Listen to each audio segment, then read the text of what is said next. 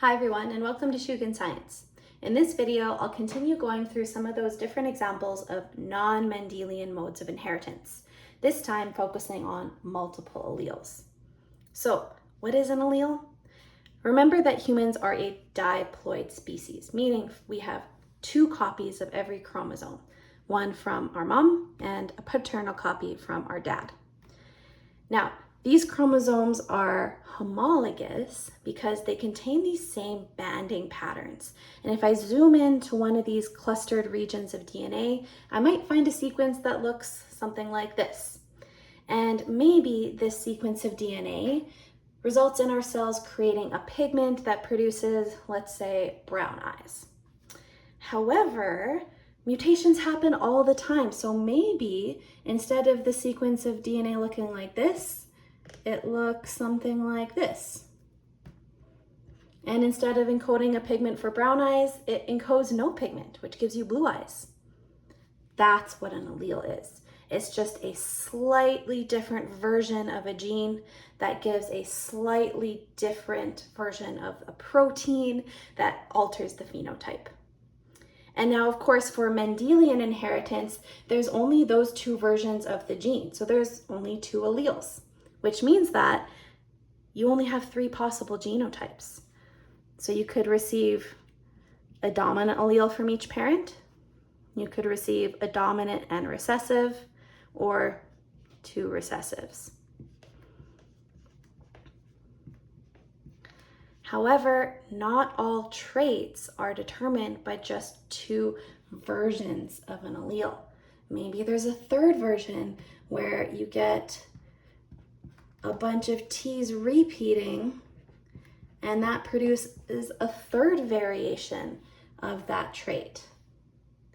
That's what multiple alleles refers to. It's where there are just more than two versions of that gene.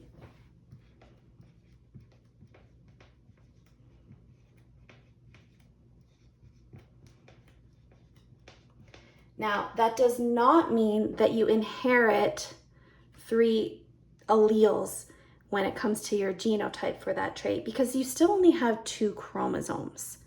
So you would never put three letters together like this, because again, humans are a diploid species. What that does mean, however, is that instead of just three possible combinations for genotypes, there are more than three. And I'm going to use the example of blood type in humans. So as you probably know, humans have 4 different blood types.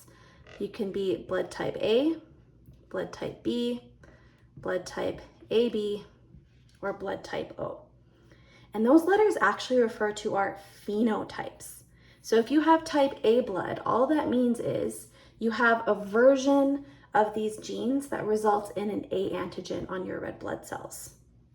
If you have type B blood, all that means is you have a version of the gene that produces the B antigen. If you have type AB, you actually have both antigens on the surface of your red blood cells. And if you have type O blood, you actually have a version of the gene that results in no A or B antigens on your red blood cells. And so blood type is an example of a multiple allele trait because we have several distinct phenotypes. And interestingly, 2 of these alleles are also co-dominant.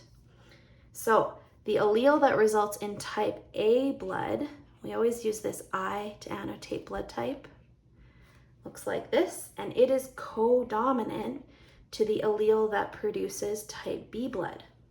And both of them are equally dominant over the allele that produces type O blood. And so we use this lowercase I to determine that this is recessive in comparison with these two. So it's a great example because not only is blood type determined by 3 different versions of a gene, but the A and B alleles are actually co-dominant to one another. So then when we take a look at the genotypes, that produces even more diversity because in order to get the type A phenotype, you could either be homozygous for that A allele, or you could actually be heterozygous for the recessive one, since this allele is dominant over that one. both of those produce type A blood. And the same applies for type B blood. You could either be homozygous for the B allele, or you could be heterozygous with the recessive one. Now this is where things get interesting. Because the IA and IB alleles are co-dominant, so their versions both get expressed equally, you actually only have one possible blood type that produces that. So here is our co-dominant genotype.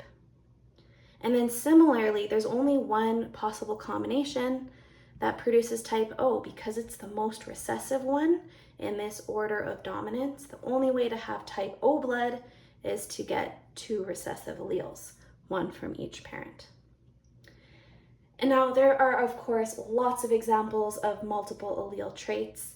If you want to check out some practice questions with multiple alleles, then continue watching some of our next videos. Thanks, everyone.